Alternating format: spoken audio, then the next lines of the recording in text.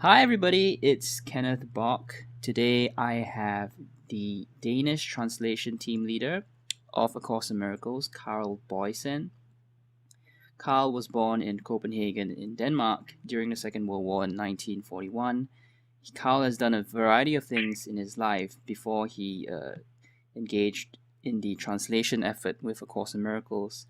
And very interestingly, he has been a blacksmith, a machine tool worker, a school teacher, a psychologist, and also a spiritual teacher in Denmark. And Karl, of course, has written a bit more about his biography and his history again on the Foundation for Inner Peace website. So if you'd like to read a little bit more about Karl, you can do so on the website. But Karl, welcome. Thank you. Okay. Good afternoon. Good afternoon. So Karl, let's just start off with we had a little brief conversation before this chat, and I guess I'd like to start with where you found the course and how you found the course. Where and how? It's a tricky question. Yes. The book itself, I found it on my bookshelf. I saw it by accident, but I did not know what book it was. I took it out of my shelf. I had never seen it before, and I really wondered, what is this book? I don't know it. And then I opened it and read on page 453 or something. And I really wondered what this language was. I immediately realized the rhythm and the English version, it's Shakespearean's, the iambic pentameter.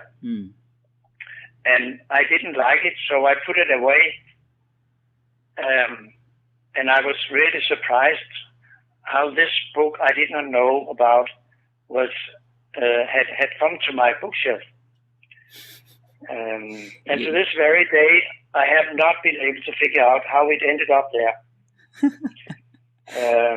It's a very strange story. Another way the course came into my mind was through two dreams I had. In 1979, I had those two dreams about teachings in the course, and I only started to read the course in 1992, which means 13 years later. So, both ways are used to enter the course teachings into my mind. I don't know if I express myself clearly. Yeah, I'm not so good in English, but so when you ask about this, I cannot give you a straight answer. It's a double answer. Yeah, I understand. You understand? Yeah, and Karl, it would be good to tell the audience about the work that you had done previously with dreams, and I mentioned that you were a psychologist. You learned to be a psychologist at the University of Copenhagen, and you spent some time there. And I understand that you also wrote a thesis on dream psychology. I did. Could you tell us a little bit about your work with dreams at that time? That's, as you mentioned, I have three educations. Is that the word? Yes. 3 formal educations and 2 informal ones. And one of the informal ones is a 3-year apprenticeship with a dream teacher.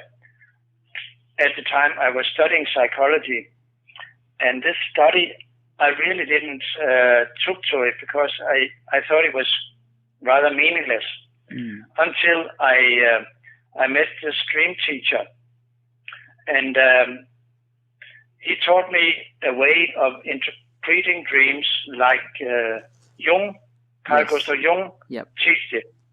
And I immediately realized that this was a very efficient and quick way into the subconscious mind. Wow. Because it's very difficult to open up the subconscious mind, but you can say on the border there's a kind of imagery or dream symbols. Mm-hmm. So it becomes much easier, like Freud said, this royal road to the subconscious. Mm-hmm. When you have dream images to understand what's going on in your subconscious mind. Sure. So I learned that, and I spent 16 years as a dream interpreter, psychologist, that could tell people how they should live their lives according to their own dreams. So funny. Yeah, because at the same time, I was deeply depressed and did not know what was going on in my own mind. But I was very good at finding out what happened in other people's minds. So only when I started to study the course in 1992, I realized that I had to go into my own mind first. So you can say I spent 16 years trying to avoid my own mind with understanding other people's minds, ego minds, that is. Well, I mean, I'm sure you were building up a, obviously experience and understanding of obviously the language of the subconscious at that time. Yes, I did. Actually, yes, that's true.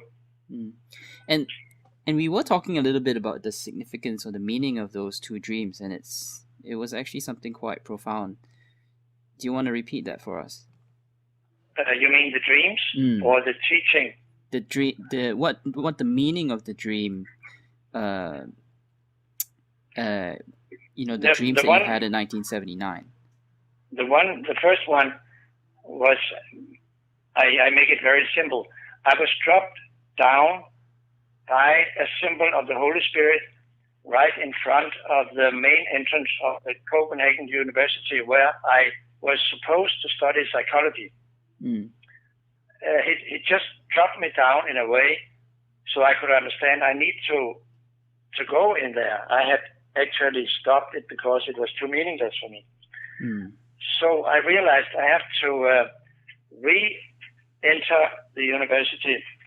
But many years later, when I studied the course, I realized that it was not the university or the psychology, but it was the ego I was to study. Like he talks about in chapter 11:5, we have to learn about how the ego works. So that was a deep meaning of the first dream, which I didn't understand at the time when I dreamt it, because I didn't know about the course. And the other dream is just very simple. I'm crucified in a house coat, which is a symbol of my special relationship.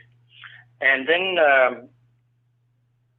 a dwarf kind body jumps from very high up into the water, symbolizing how am I going to forgive by doing nothing, because I was crucified, so I couldn't move.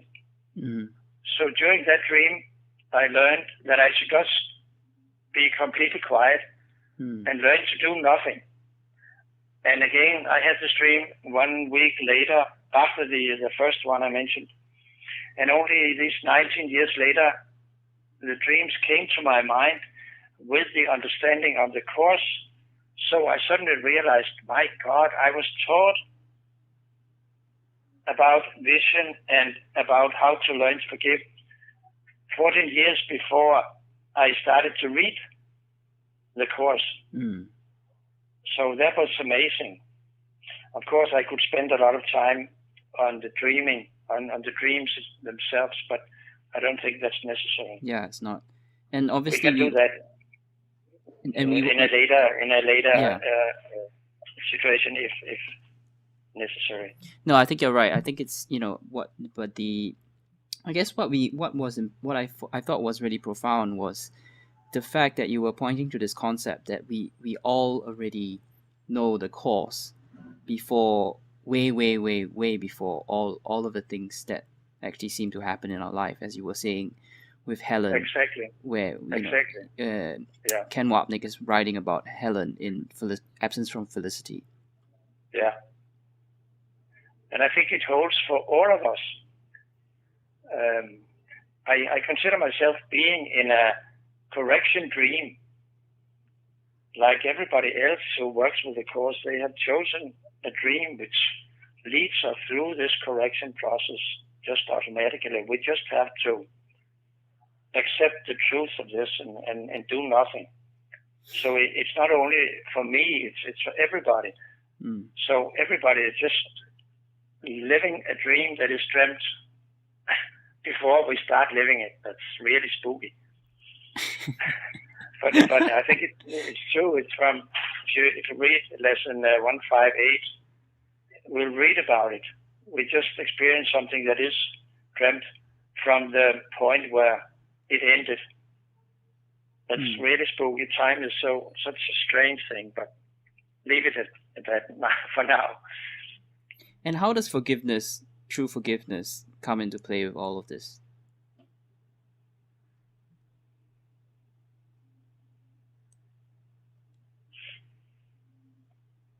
Well, my experience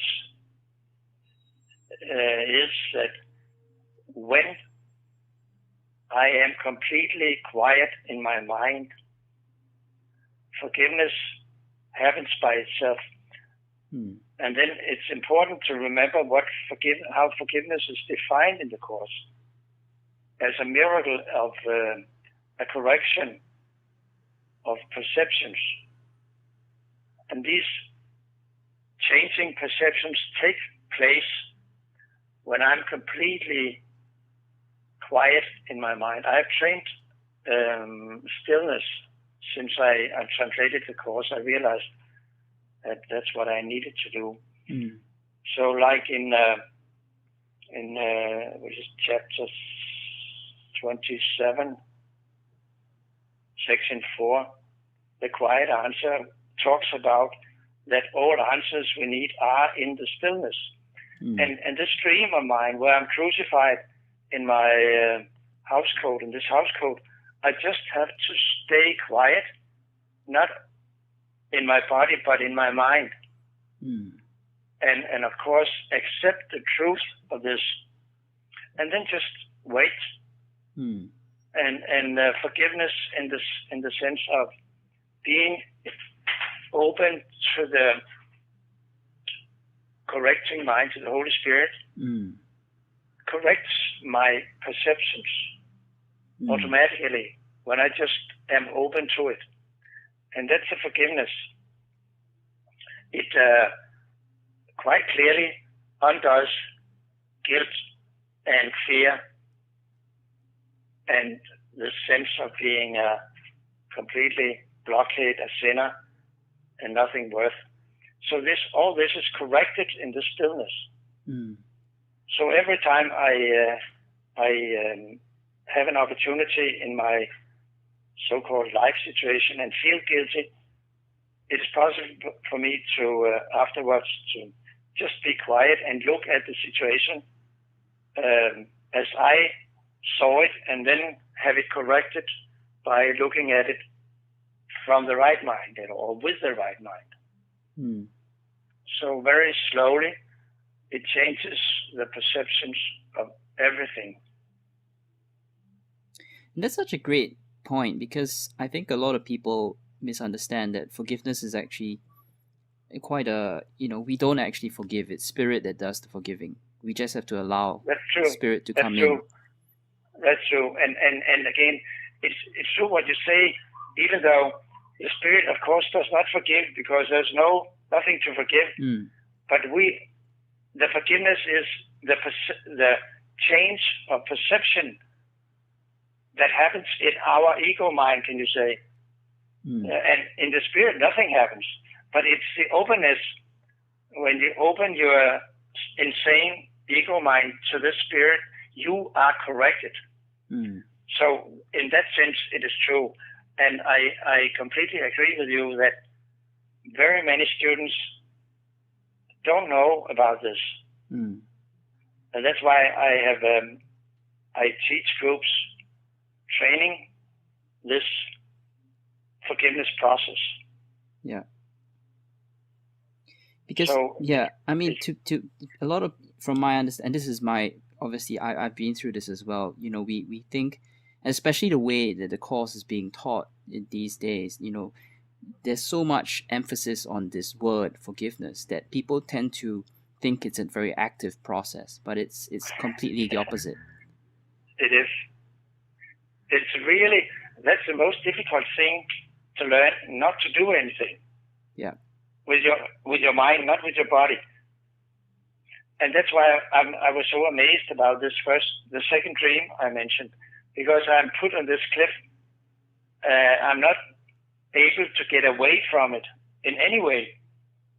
And then this guy jumps from the top of the cliff to the water in front of me and shows me, you just have to stay there. And that has been the focus of my training during all the years, to learn how to be quiet. And I can't tell you, it is difficult. Because I could say almost like our culture is built on the phrase, do something. Yeah. Do something. You can hear that in politics. Every talk where any responsibility is involved, do something about it.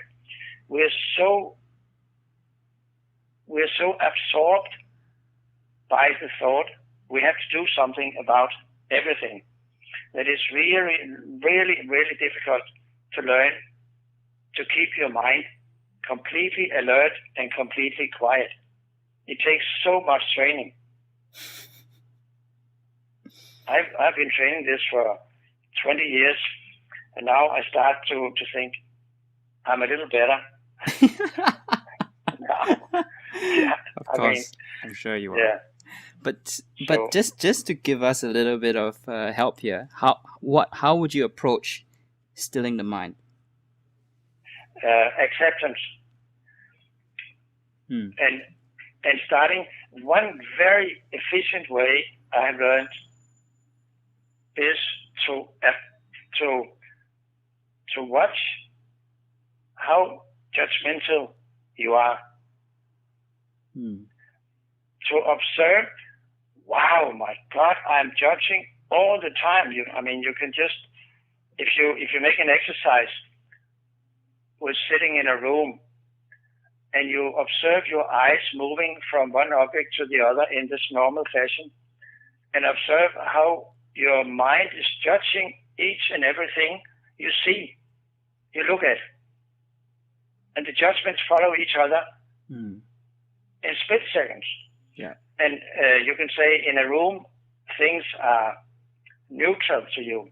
This is a chair, this is a lamp. But then you all of a sudden you observe a person you either love or hate coming in the room, and your mind will jump up in the red field from your judgment. But you can observe, when you observe the judgment and accept how judgmental you are, this very accept is a training in stilling your mind in forgiveness. Do you get me? Yes. The acceptance.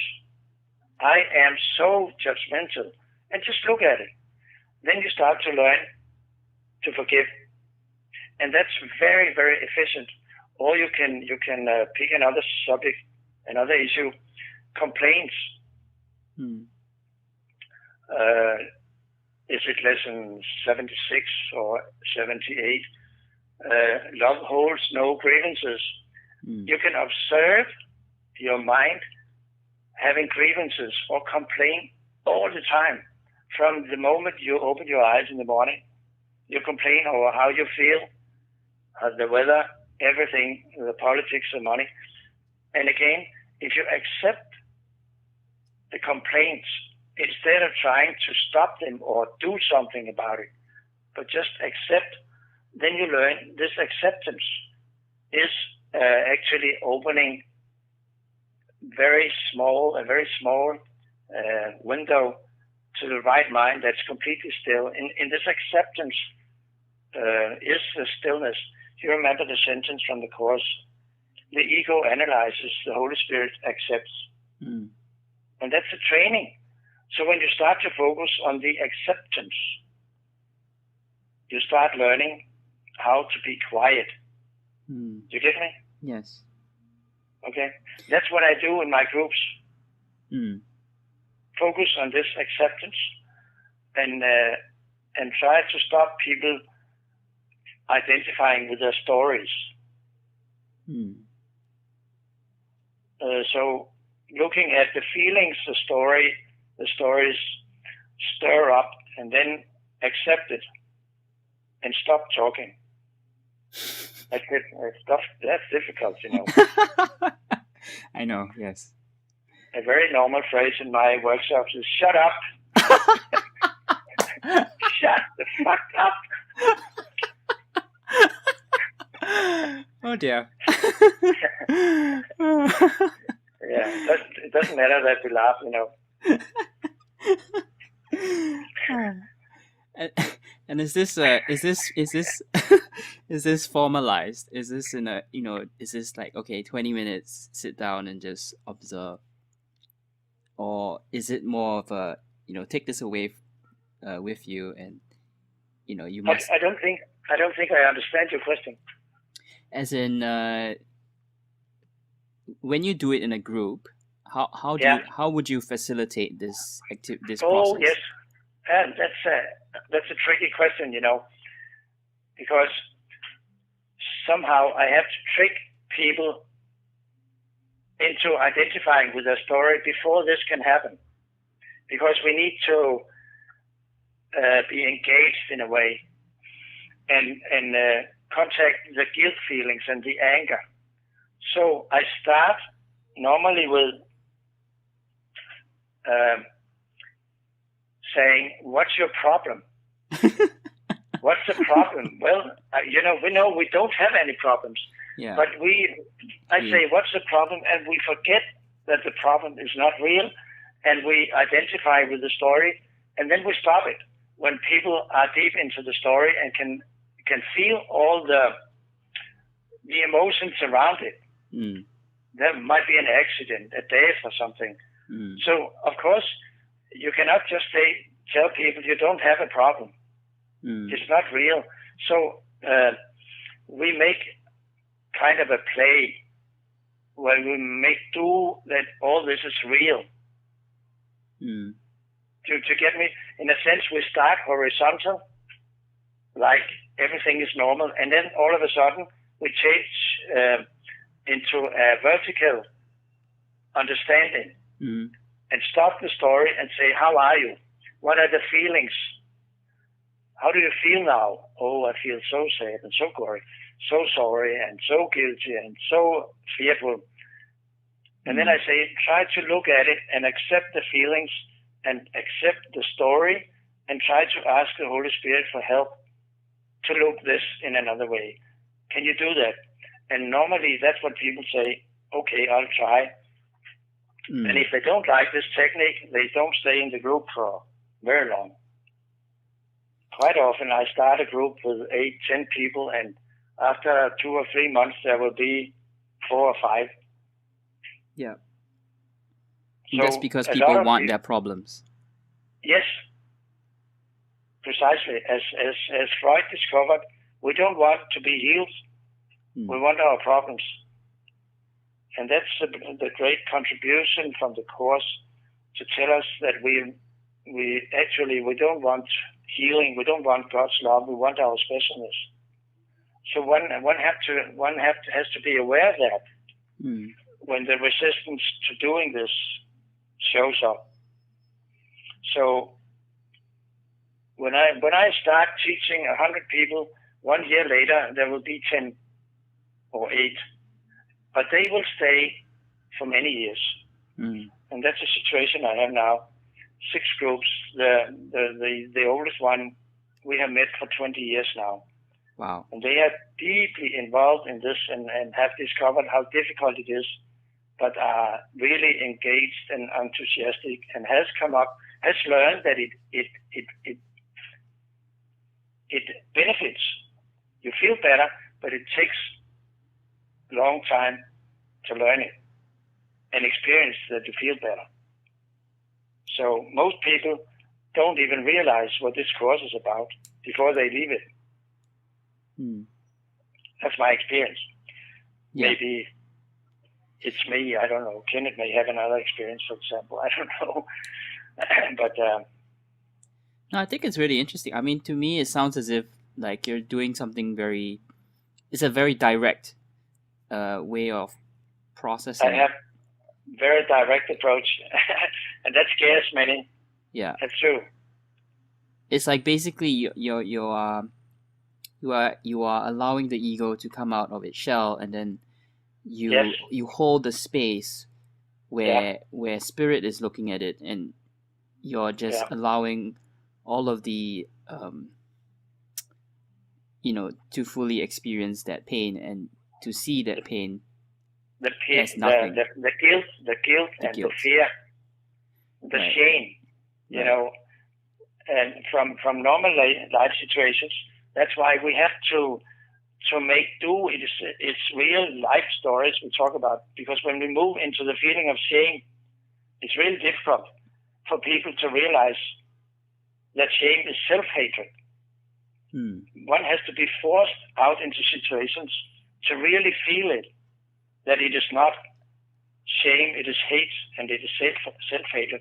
It takes some arm wrestling, could you say? Yeah. That's my experience, at least, but that's the way I do it. And when we come through with it, people are amazed. It's a fantastic way. And I think it is, my background as a psychologist and a therapist is very helpful in this sense. So adding the teachings of the course to a normal therapeutic procedure is a fantastic tool to learn forgiveness. Yeah. Karl, this is a really interesting area, and I'm sure a lot of our listeners would love to listen more about it. But let's just move briefly. Let's just move briefly on to the translation. Let's talk a little bit about what it was like translating the course, and it's very interesting how. Please no. Oh. Come on, Karl. You knew what you were getting into.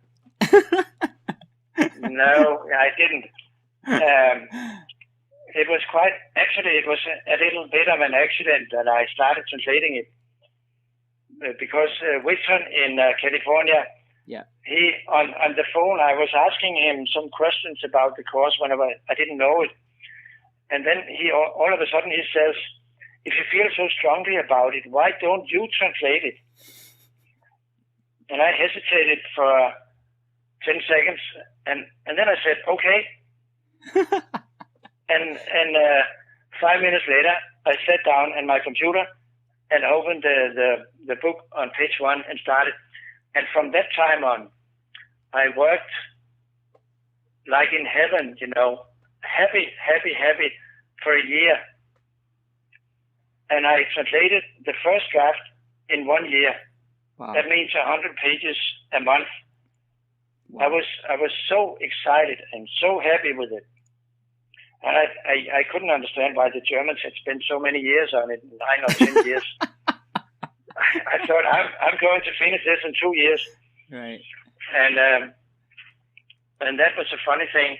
When I entered the first draft, I realized, of course, I have to look it through and start over again. And then at the same time, 3 people showed up who had been at a workshop with Kenneth in in Roscoe. Yeah.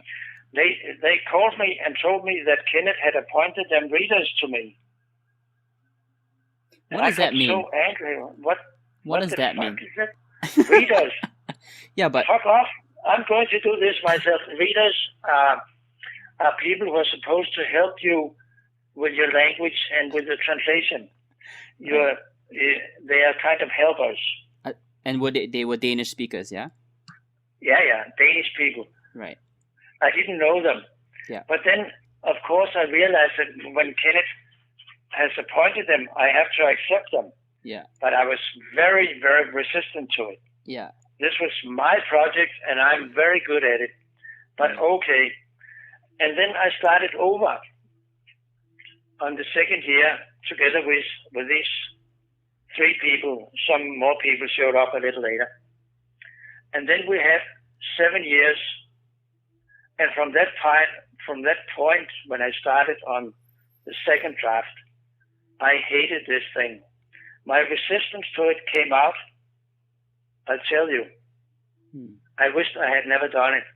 I spent 7 years, each and every day I had to go through, why the fuck did I do this? I hate it.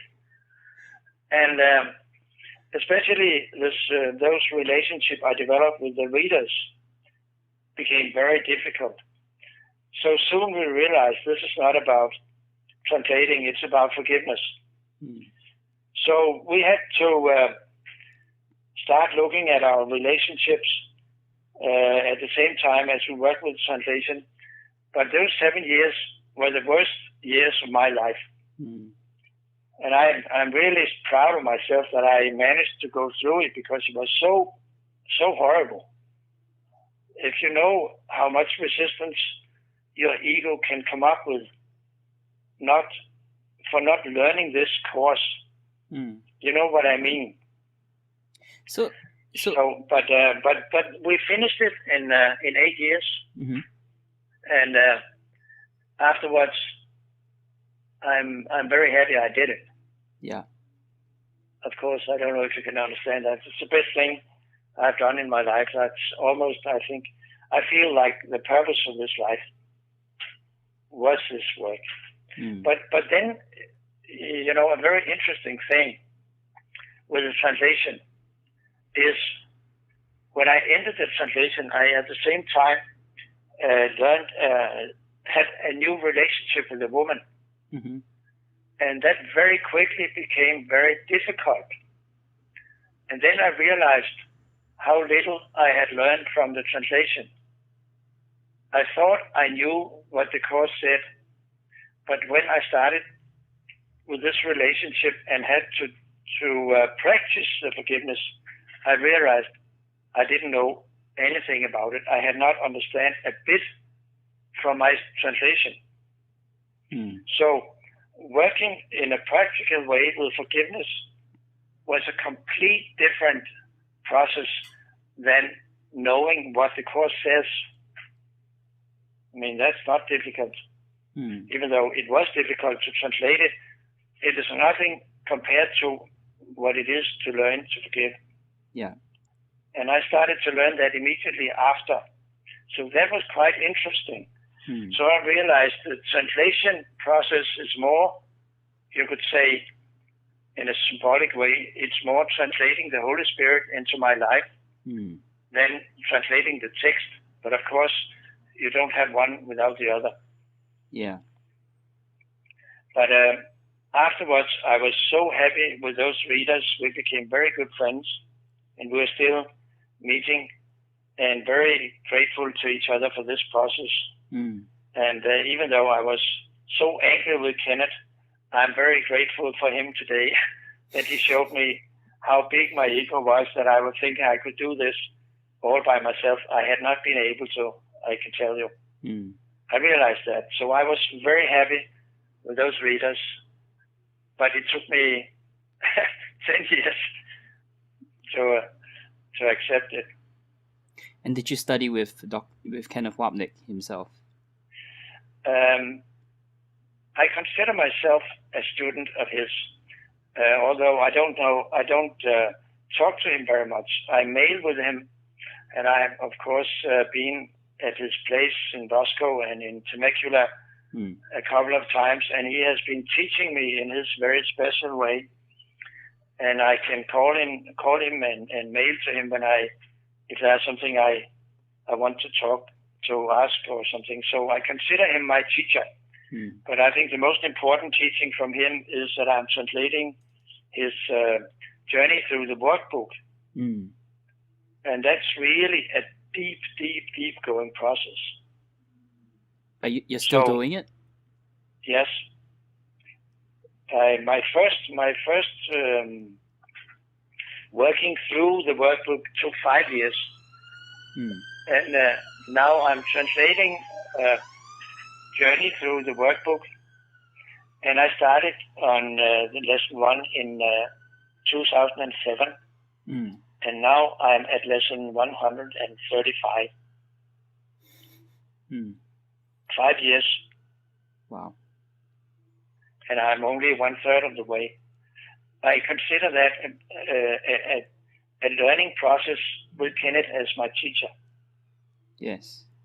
Yeah, I can Because see why. It's his voice. Yeah. He comes through in this teaching, the journey through the workbook and the teacher's manual and the textbook in a very personal way, and he can say things in a very normal way, so you are not in any doubt of what the course says when he has been involved.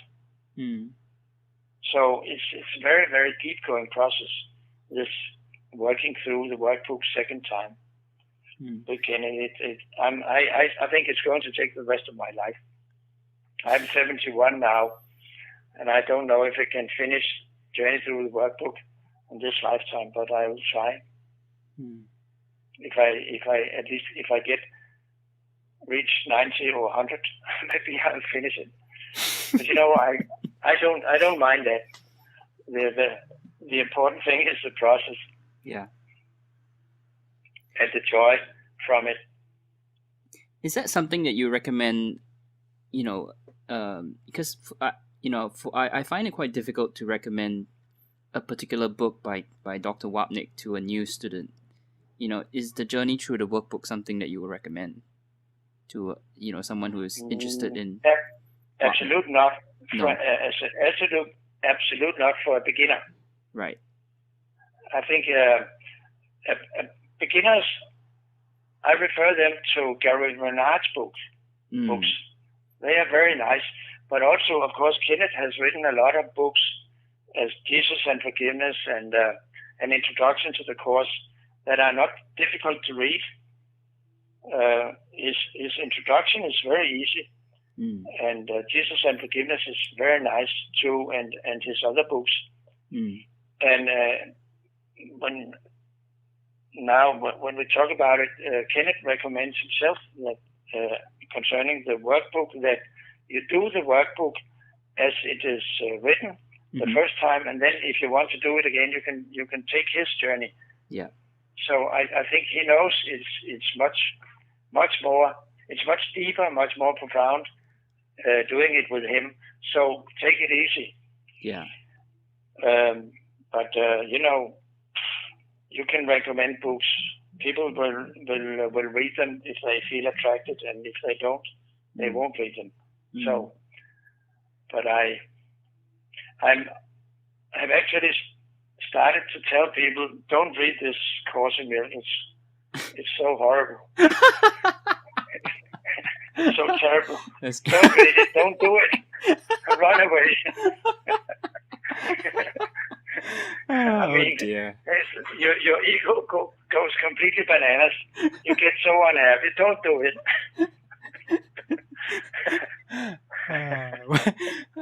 Be careful. Yeah, be careful. You might do better with the secret. Yes. If you want to stay happy, don't do it.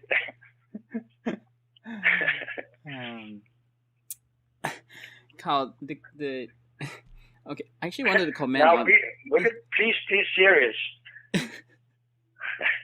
You're being serious. Kenneth keeps telling me, be serious. You're so foolish these days. Yeah, I can second that. I actually wanted to make a comment on the translation process. I find it very interesting that, obviously the first time you translated it, it was a lot of your ego was in it. So in fact, you were really interpreting what you thought the course was, and then you refused help, which all of us do to a certain extent, and then we relinquish control, and then we finally learn the true message of the course. Yeah. And then obviously the practical aspect comes in, where we actually apply the course once we know what the course is saying, and that to me is very beautiful.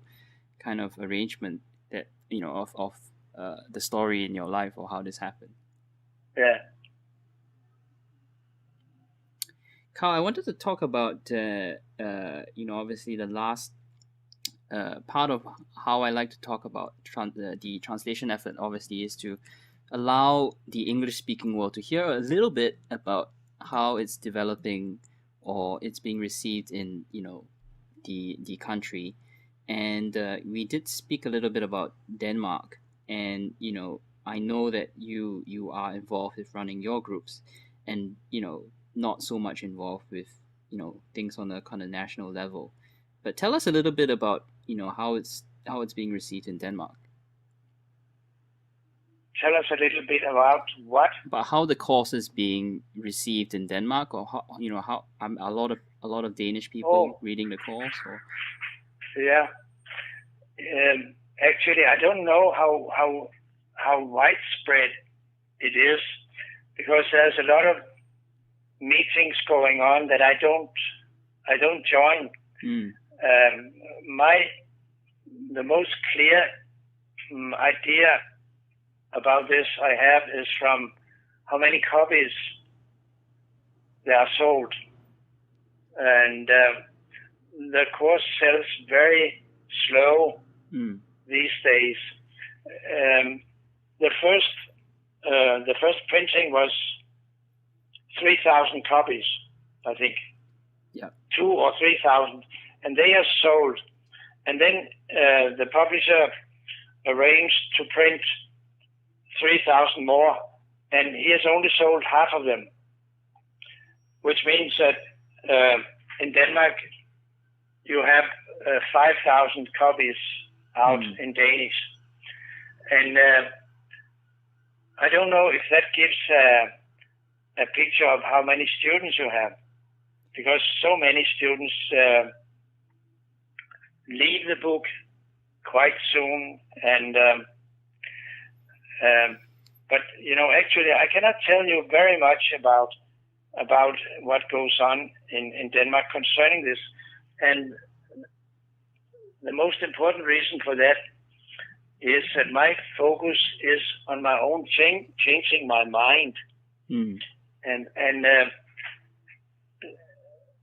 as for me, there's not much changing people's minds from meetings.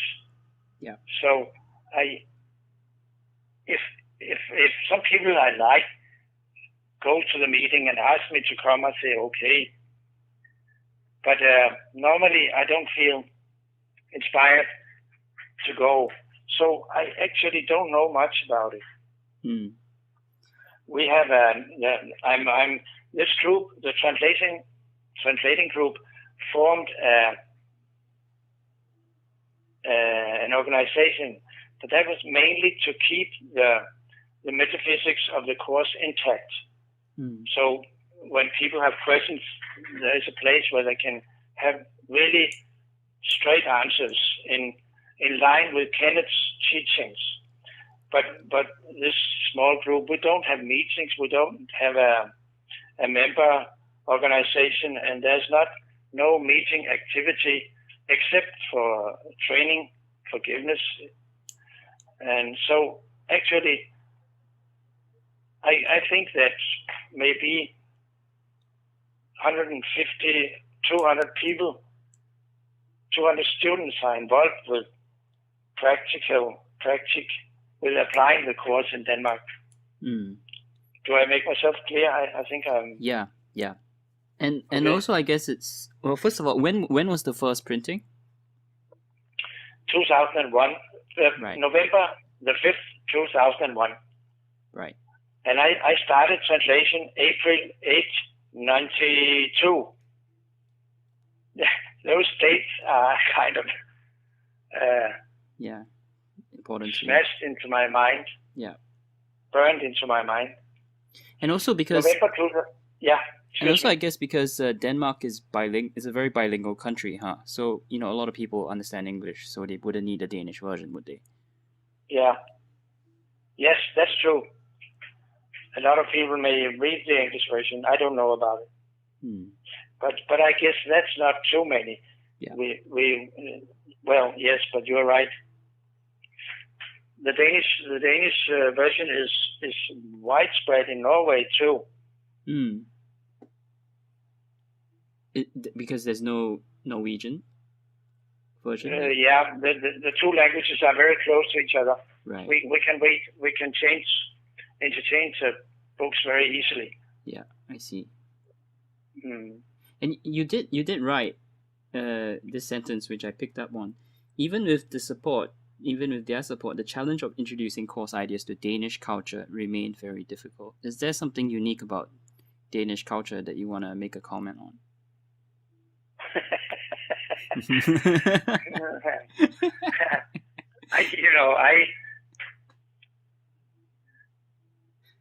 No, we are strange, but every culture is strange to me. I don't actually know if there are any strange things in our culture that are not the same in other cultures. Okay. I really don't know what to answer to that. Right. I'm so involved. I'm Danish. I'm a Danish. Yeah. So I don't know if I'm very strange. No, it's okay. No, I'm just curious. I think I am strange, but it's not because I'm Danish.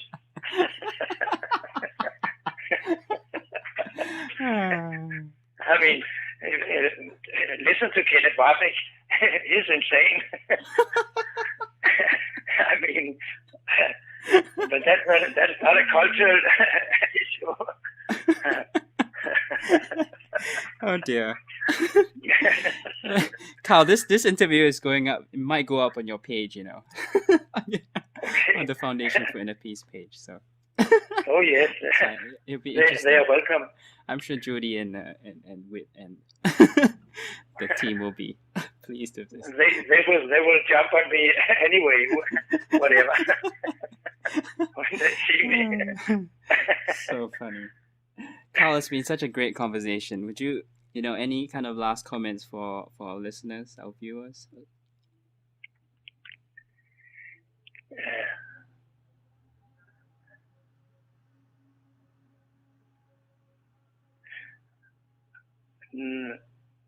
I had such a great help the other day. I had a very deep depressive feeling. So I had to stop and look at it, and all of a sudden this thought was put into my mind, kind of with a feeling that I should use this thought as a kind of a tool. And the thought was, God's Son cannot suffer, and I am his son.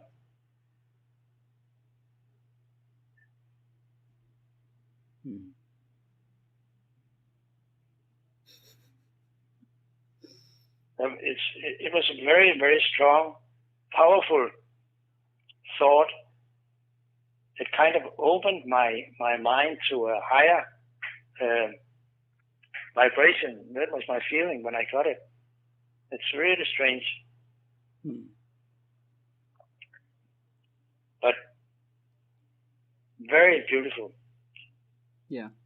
No, I don't know how to end this.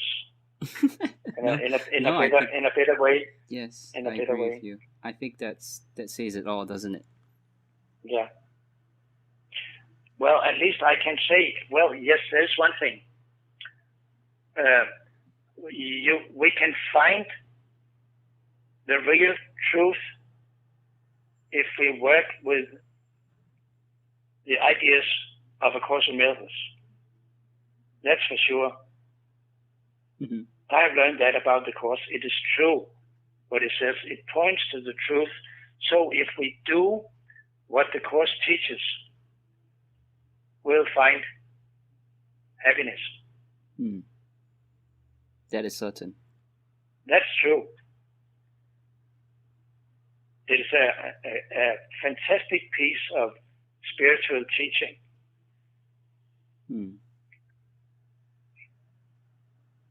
So the message is just do it. Yes.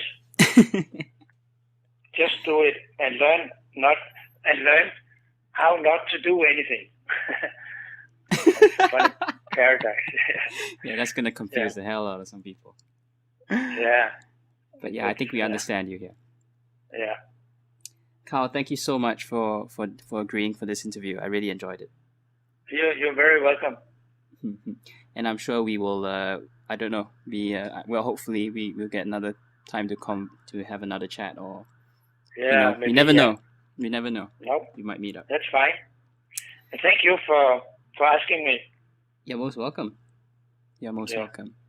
So that's Karl Boysen. Thanks for listening. If you have more questions or comments, do leave them on the YouTube comment page as usual.